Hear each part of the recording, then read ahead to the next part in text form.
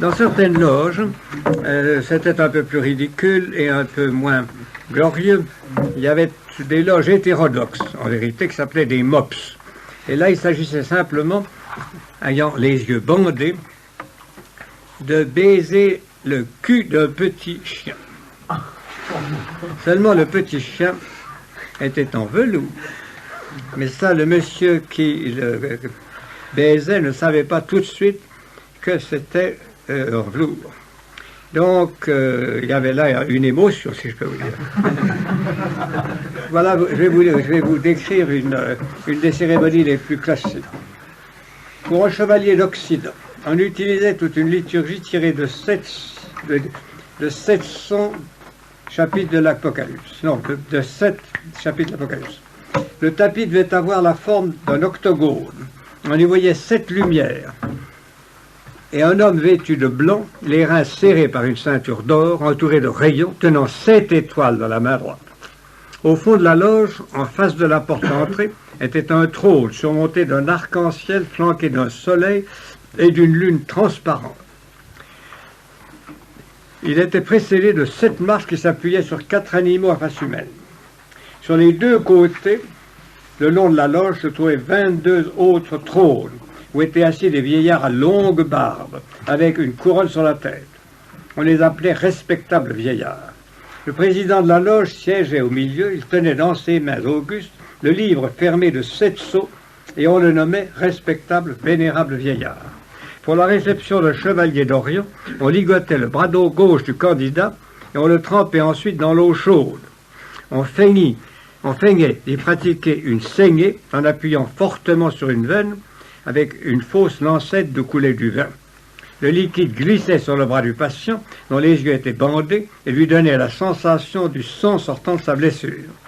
Pour le grade d'élu, le candidat introduit dans une caverne artificielle perçait à l'intérieur d'un mannequin, qui représentait Hannibal, un cœur de mouton et rapportait triomphalement planté sur son poignard une tête en carton.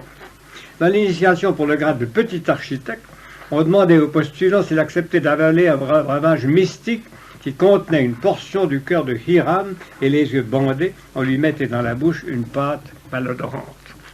Chaque grade, chaque groupe avait son cérémonial, etc. Et vous le voyez, c'était une cascade de titres. Parfait maçon élu, élu de Pérignon, élu des 15, petit architecte, grand architecte, chevalier de l'épée rose-croix, noachite ou chevalier prussien, etc. Mais toujours, il s'agissait de venger.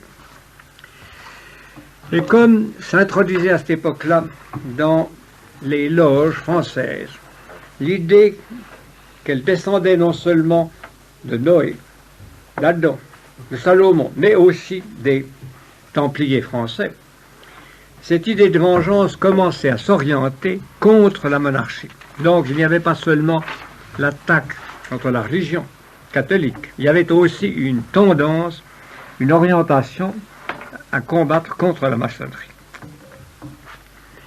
C'est dans cette atmosphère qu'au milieu du siècle se déroulait la maçonnerie, pas très respectée, mais tout de même très recherchée par les gens vaniteux, et vous savez, en dehors de vous, messieurs, que la vanité est un des vices français.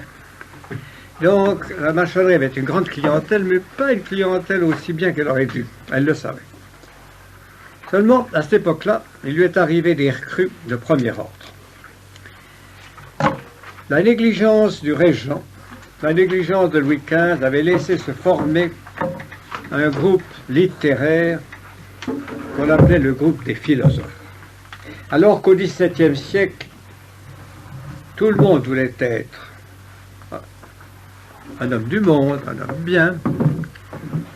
Au XVIIIe siècle, tout le monde voulait être un philosophe. On disait « je suis philosophe », comme auparavant, on disait « je suis noble ». Être philosophe ne voulait pas dire qu'on avait étudié la philosophie, qu'on avait lu un livre de Platon, ni même de Descartes. Ça voulait simplement dire qu'on n'avait pas foi en Dieu et qu'on voulait avoir une morale strictement dictée par la raison, c'est-à-dire le bon sens, c'est-à-dire ce qu'on voulait faire. Donc, vous voyez les avantages d'être un philosophe, et en même temps, ça a donné un grand prestige auprès des dames et des imbéciles qui sont la majorité de l'humanité. Mais Tout cela, les écrivains l'avaient exploité, et les écrivains se rendirent compte que le moment était venu de faire un grand effort vers 1745. C'est à ce moment-là que Voltaire commença à organiser, car c'était vraiment une secte, à organiser la secte philosophique comme une loge maçonnique. Lui-même étant en quelque sorte le grand maître, son ami Thierriot étant en quelque sorte son agent de liaison, Diderot étant le recruteur, et bientôt d'Alembert étant à l'Académie le représentant de cette secte, car depuis 1755, l'Académie a une majorité de philosophes et fait la loi à l'Académie. Pour tirer parti de cette extrême puissance et cette bonne organisation,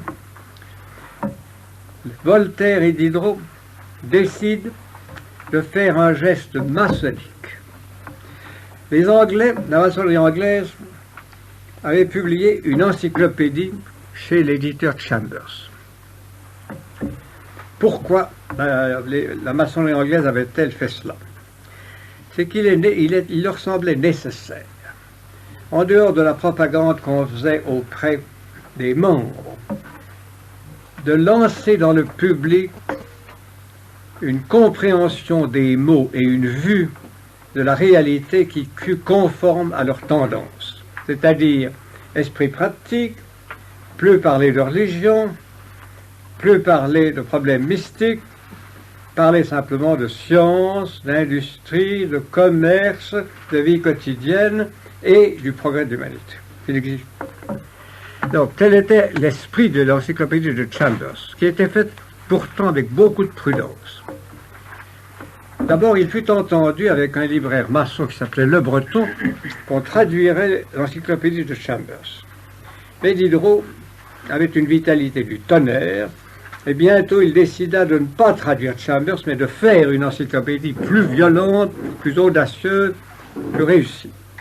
Et alors, s'entourant de collègues et de camarades dont beaucoup étaient maçons, je veux dire la plupart, il a réussi à faire cet énorme travail qu'a été l'encyclopédie, de 1751 à environ 1770. L'encyclopédie a d'abord été combattue par le Parlement. Le Parlement de Paris était janséniste, était gallican, mais il était chrétien. Et dès le premier volume de l'encyclopédie, on s'est bien aperçu que c'était une entreprise antichrétienne et matérialiste. Donc le Parlement a essayé d'arrêter cela. Mais, à ce moment-là, le noyautage maçonnique était tel que le grand seigneur, qui était chargé de la librairie, c'est-à-dire chargé du contrôle des livres, et qui n'était autre que M. le comte de Malesherbes, pour protéger la maçonnerie, fit mettre dans son bureau de la librairie tous les livres qui auraient dû être brûlés.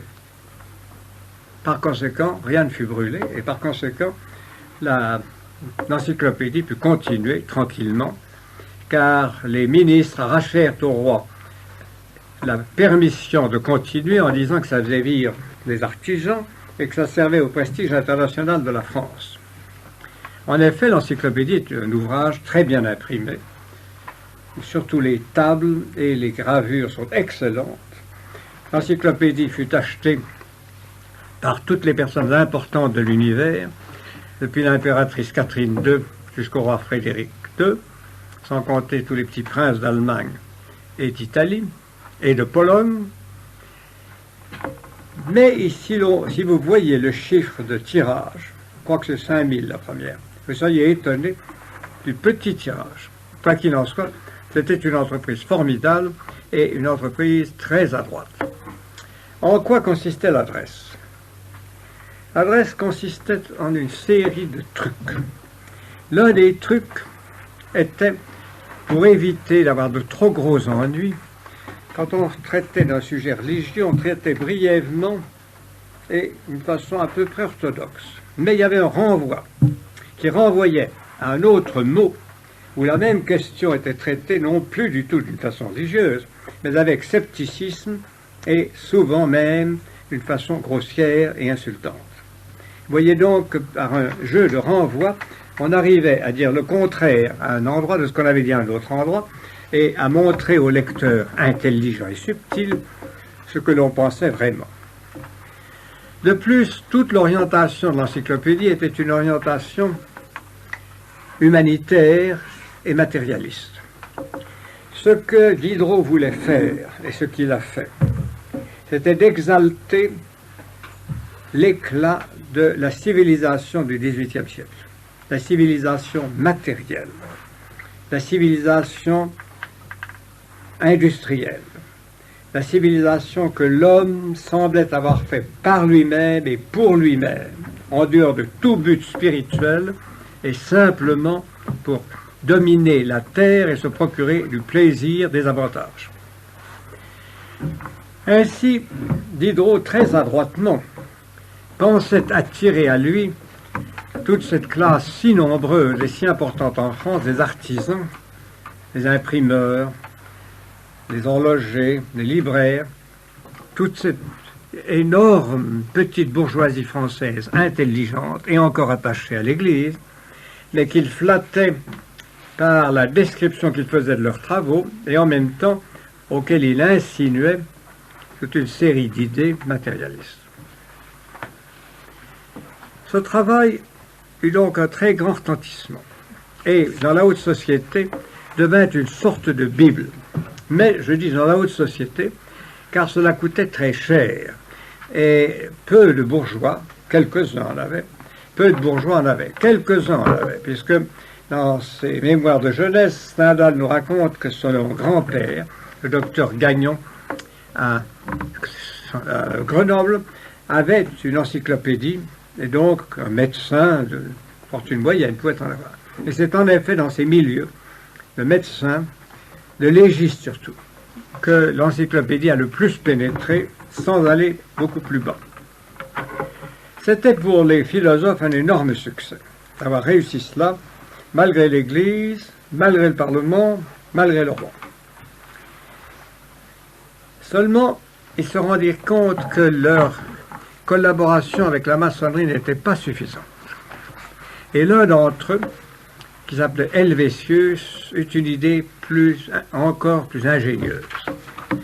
Helvétius était à la fois le fils d'un médecin hollandais venu à Paris, qui avait eu une très grosse influence, qui avait soigné beaucoup de gens, et qui avait fait une telle fortune qu'il était en même temps banquier. Helvétius était un homme très riche, très impie, qui avait épousé une très jolie femme de Lorraine, laquelle ils avaient rendu impie, et ils avaient un salon très à la mode, qui était le grand salon maçonnique de Paris. Et il y attirait tous les hommes de lettres qu'il pouvait. Mais il voulut donner à ce salon un rayonnement beaucoup plus grand, et il créa, peu avant sa mort, une loge qui s'appelait la loge des 9 sœurs. Vous savez, messieurs, avec la culture que vous recevez et que vous avez reçue, que les 9 sœurs, ce sont les muses, et que la loge des 9 sœurs, dans le langage fleuri du XVIIIe siècle, voulait dire que l'on invitait tous les artistes, tous les savants, tout ce que l'on appelait alors les hommes à talent, car c'était l'expression, à se réunir autour de la maçonnerie. La loge des 9 sœurs est un succès fantastique. Elle créa même une sorte d'université. Je reviendrai là-dessus. Et vous voyez comment, dans le courant du XVIIIe siècle, la maçonnerie, après s'être affirmée, après avoir pénétré dans la haute noblesse d'abord, puis ensuite dans un milieu un peu plus pègre, mais tout de même, réussit à cimenter son alliance avec les hommes de lettres et à imposer une direction générale à leurs pensées. Il faut ajouter que comme les mesures contre les protestants se relâchent, beaucoup d'écrivains protestants et même de pasteurs protestants, comme M. Rabot Saint-Étienne et comme d'autres, s'insinuèrent dans la loge des 9 sœurs et accrurent la virulence de ces tendances. Le roi se rendait compte que l'état moral de la France n'était pas bon, et il se rendait compte qu'il fallait y obvier. Et 3 fois, Louis XV a essayé de tirer la monarchie de cette impasse et d'adapter mieux la civilisation, le cadre monarchique à la civilisation du XVIIIe siècle. La première fois, c'était un ministre tout à fait honnête et très courageux qui lui avait suggéré, c'était M. de Machaut, qui lui avait suggéré d'imposer aux nobles une participation à l'impôt, de ne pas laisser aux nobles et aux ecclésiastiques le privilège de ne pas payer les impôts ordinaires. À quoi les nobles répondaient « Mais nous sommes les seuls à aller à l'armée, nous donnons notre sang ». À quoi les ecclésiastiques répondaient « Mais c'est nous qui entretenons les pauvres, c'est nous qui entretenons les hôpitaux, c'est une charge ». C'était vrai.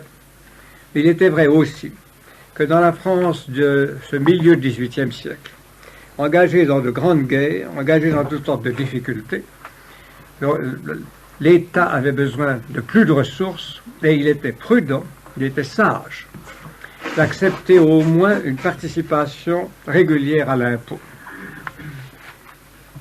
Le roi s'en rendait compte, mais il ne réalisa pas son projet et voilà pourquoi.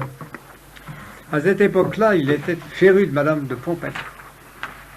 Madame de Pompadour, vous le savez, était assez jolie, pas très jolie, mais très malade. Et Madame de Pompadour voulait qu'on lui fichât la paix, qu'on la laissait jouir tranquillement de son rang. Or, elle savait que les jésuites préparaient une offensive violente contre elle, poussée par certains grands seigneurs. Alors, elle transigea avec les jésuites et les évêques, elle dit « J'obtiendrai du roi qu'on retire ce projet, mais vous me ficherez la paix. » Et c'est arrivé ainsi. Donc, si la réforme de l'impôt n'a pas eu lieu, cela tient aux intrigues de Madame de Pompadour et à un moment de faiblesse du roi Louis XIV, le roi Louis XV. Une autre fois encore, comme vous le verrons tout à l'heure, Louis XV se rendit compte qu'il fallait changer le système de la justice, mais nous verrons ce qui est arrivé alors. Pour l'instant, nous sommes au milieu du siècle. La maçonnerie est extrêmement forte et la philosophie est encore plus forte. La France est aux prises avec l'Angleterre et avec la Prusse dans une guerre terrible qui est la guerre de 7 ans. Sur terre, les armées françaises ont suffisamment de succès, la chose pourrait aller. Sur mer, on pourrait s'en tirer si l'on était en état de remplacer les premières flottes détruites. Mais l'obstruction du Parlement ne permet pas à la monarchie de reconstruire des flottes. Et ainsi, la guerre de 7 ans se termine par un échec. Mais il faut se rappeler que la guerre de 7 ans n'a jamais laissé envahir le territoire français par l'ennemi, et que par conséquent, s'il y a eu échec militaire, il a été limité à nos colonies et à notre influence en Europe. Cependant, c'était pour le roi une diminution très sensible. Et la monarchie traversait une période critique. Donc, le roi crut devoir prendre un ministre qui était l'ami de Madame de Pompadour et qui passait pour l'homme le plus malin, le plus fort, le plus courageux, et qui était M. de Choiseul. Le comte de Choiseul avait un pif-pif, et en même temps, il était extrêmement orgueilleux, plaisait aux dames, bien qu'il fût horriblement laid, et plaisait aux hommes quand il voulait leur faire des compliments. Ceci dit, c'était un des hommes les plus impies que la France connut.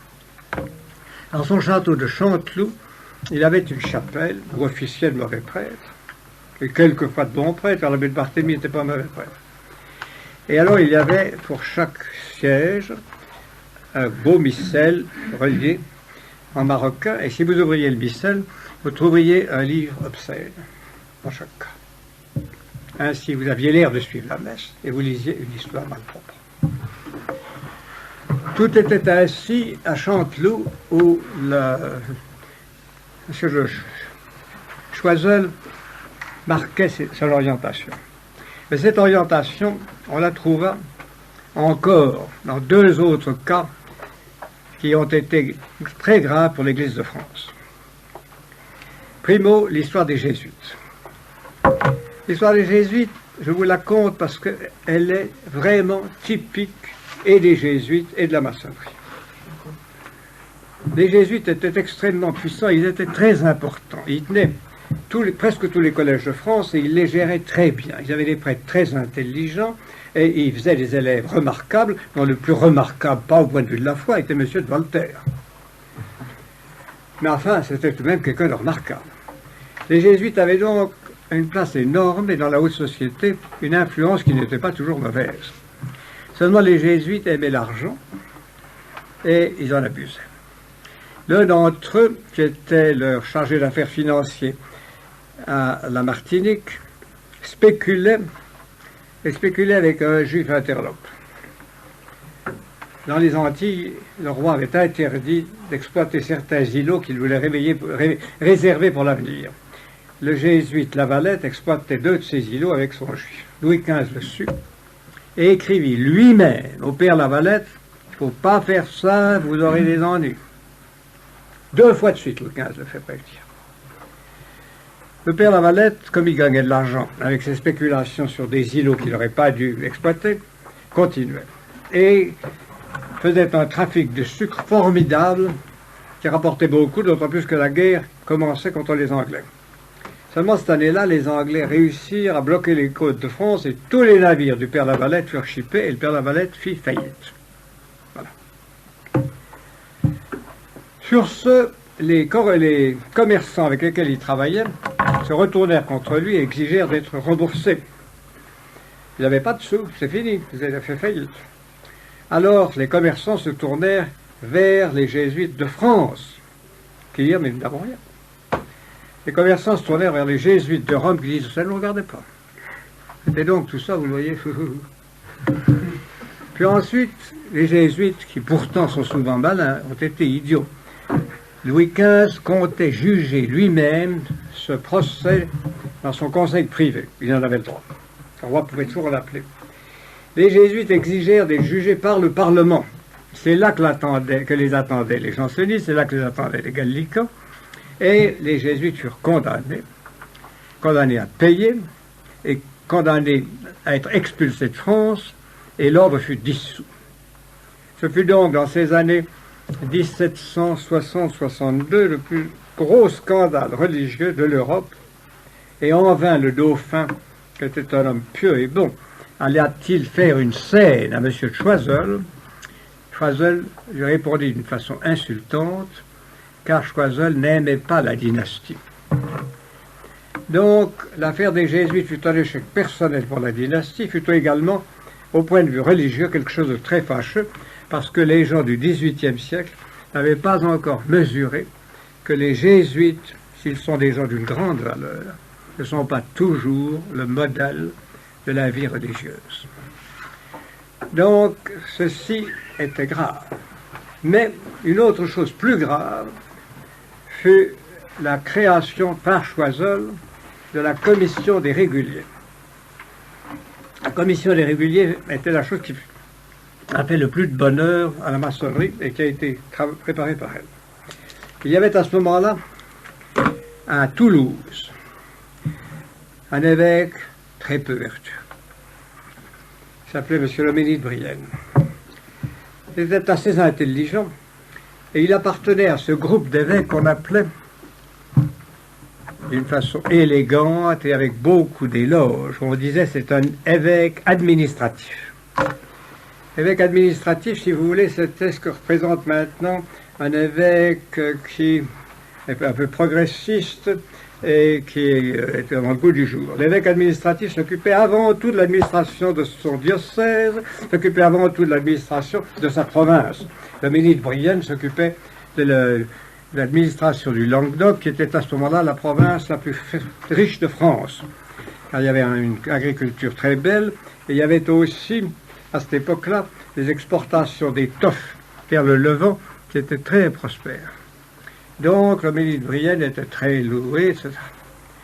Et il était maçon. Monsieur le duc de Choiseul le mit à la tête de la commission des réguliers. La commission des réguliers avait pour objet de vérifier et de liquider tous les couvents qui ne contenaient pas un nombre suffisant de gens ou qui avaient de la difficulté à vivre. Donc, grâce à M. de Choiseul et à Loménie de Brienne, on ferma des couvents à tort et à travers, de telle façon qu'on diminua d'à peu près 1/3 le nombre des couvents en France. C'était déjà un succès, vous le voyez, pour la maçonnerie et pour Choiseul.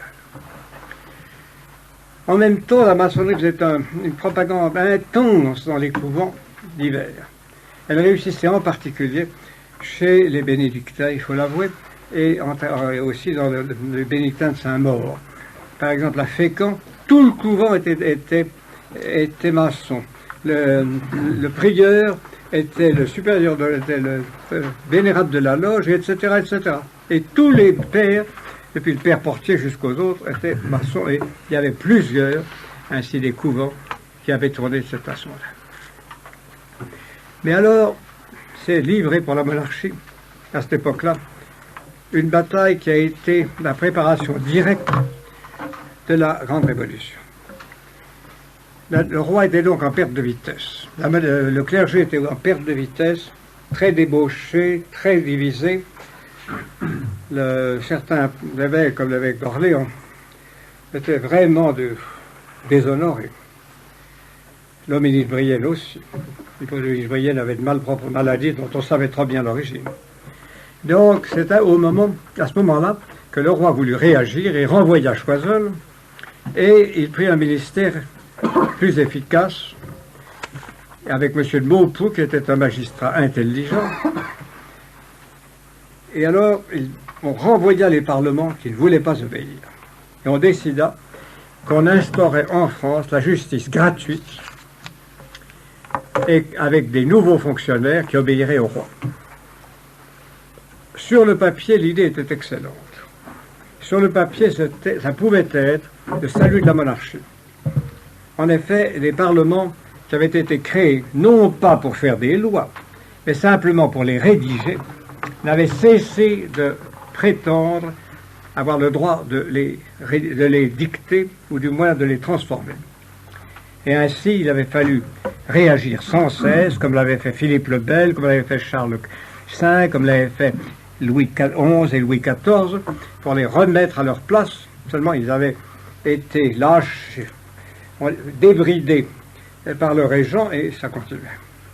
Et ils étaient soutenus par tous les princes du sang, sauf un, le comte de la Marche, et aussi entre le roi, qui avait renvoyé les parlements, les princes du sang, les parlementaires, toute cette masse de petits employés des parlements de Paris, et la maçonnerie qui soutenait ces gens-là, s'est livré une bataille de pamphlets, d'insultes, d'injures, qui a duré 4 ans, de 1770 à 1774.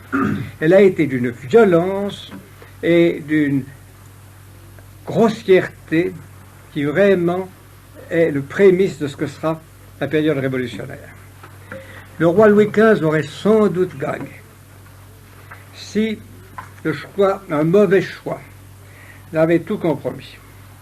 L'un des juges, qui s'appelait Gutzmann, eut à juger un petit monsieur pas très sérieux qui s'appelait Beaumarchais, et le condamna d'une façon injuste.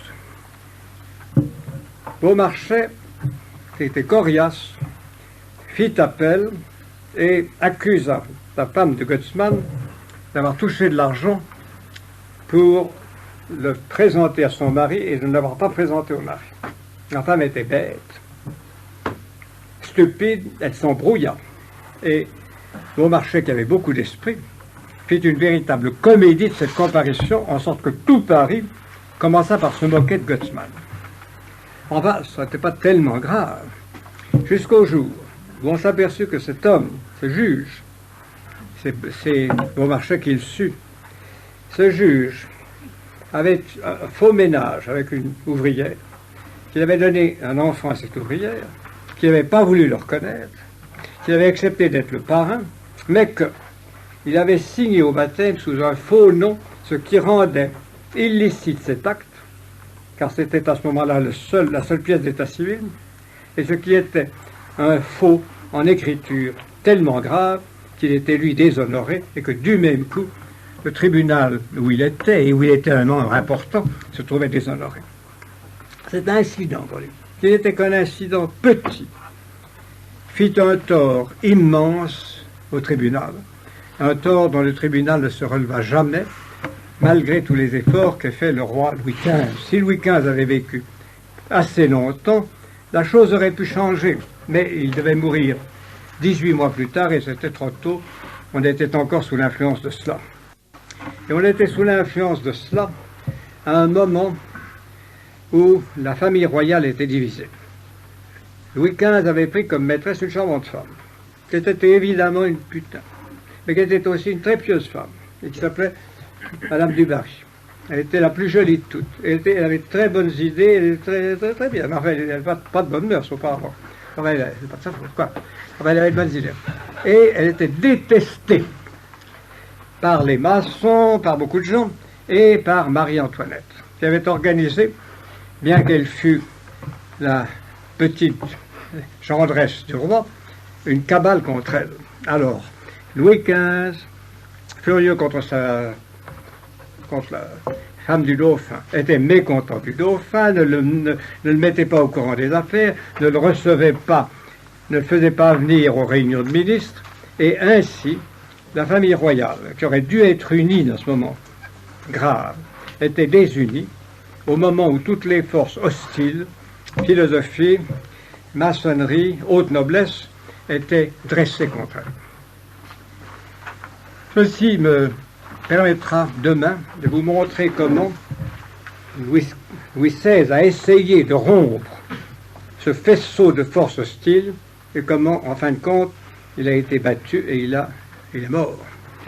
Mais c'est ce drame que je vous raconterai demain, et drame qui, vous le verrez, n'a pas du tout la forme que l'on donne d'ordinaire au récit de la Révolution, qui est un récit mensonger, fabriqué après coup pour faire excuser des crimes inexcusables. Si vous avez des questions, vous n'avez plus beaucoup de temps, mais vous pouvez me les poser demain. Maintenant, dès aujourd'hui, vous pouvez me les poser, je vous répondrai demain. Paraîtrait intéressant de savoir quelles étaient exactement des différentes loges maçonniques avec la Grande Loge de Londres, parce que, et même en Angleterre, de Londres, enfin d'Angleterre, et même si en Angleterre il a subsisté après la création par des alliés de la Grande Loge de Londres d'autres sectes d'une obédience plus spirituelle. Ceci est un monde, et voici brièvement ce qu'on peut vous dire. Toutes les loges françaises du début devaient avoir un brevet de la Grande Loge de Londres. Toutes. À partir du moment où il y a eu un grand maître français, toutes les loges françaises devaient avoir un sceau, un papier du grand maître français. En Angleterre, il y avait 4 autres obédiences qui s'étaient séparées l'une de l'autre et qui vivaient et qui se faisaient la guerre. Et des obédiences dont certaines étaient plus, si on peut dire, plus à gauche, d'autres étaient plus traditionnelles et presque chrétiennes.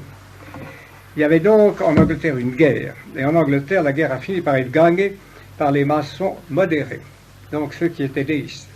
En France, au contraire, les loges, comme je vous le dirai demain, ont été reprises en main par les éléments les plus violents et mises sous la coupe de l'homme le plus dangereux, qui était le duc d'Orléans, et de son secrétaire, M. Choderlos de Laclos.